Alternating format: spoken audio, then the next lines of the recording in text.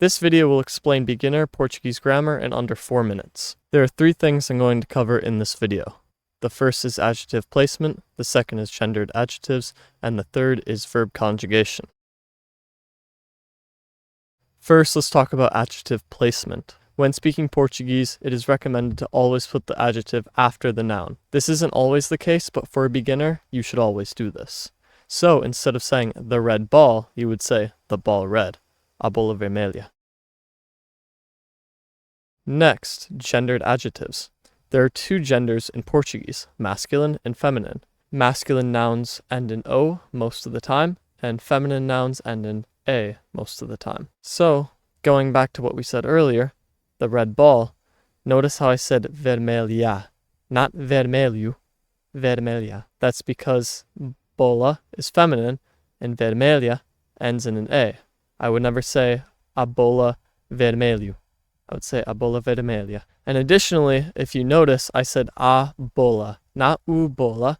A and u are the words for the, and that's because, again, you're going to want to match the adjective to the noun. So the is a feminine because ball is also feminine. And if you wanted to say a red ball, you would say uma bola vermelha. You would not say bola vermelha. And the same works for a masculine noun. If you said the red dog, you would say o cachorro vermelho. And if you want to say a red dog, you'd say cachorro vermelho. You have to make the adjectives and nouns agree with each other. Thank you for the sponsor of today's video, me. I'm hosting Portuguese tutoring.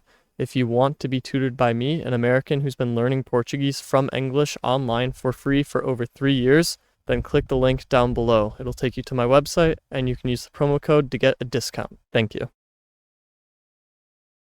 Okay, now that we got the easy ones out of the way, let's talk about verb conjugation. This is the stuff of nightmares. But don't worry, after this guide you should be able to understand it with a bit of study. To introduce this topic, I'm going to tell you that there are 3 types of verbs. Those that end in AR, ER, and IR. Each one will be conjugated differently. We will conjugate them using this conjugation table that lists first person, second person, third person, and if it's singular or plural. Here are the English equivalents on the screen now. Here is how you conjugate all of these verbs if you are in the present tense, past tense, present continuous tense, and the infinitive form. And before we get into example sentences, I want to mention that a lot of the most frequently used verbs are irregular, so they don't follow these rules. It's a headache. If you wanted to say I am swimming, you would say eu estou nadando, present continuous. Estou is an irregular verb.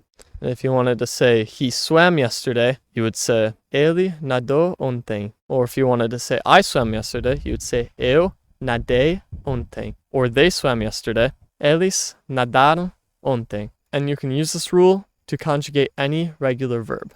Hope this was helpful. See you in another video. Ciao.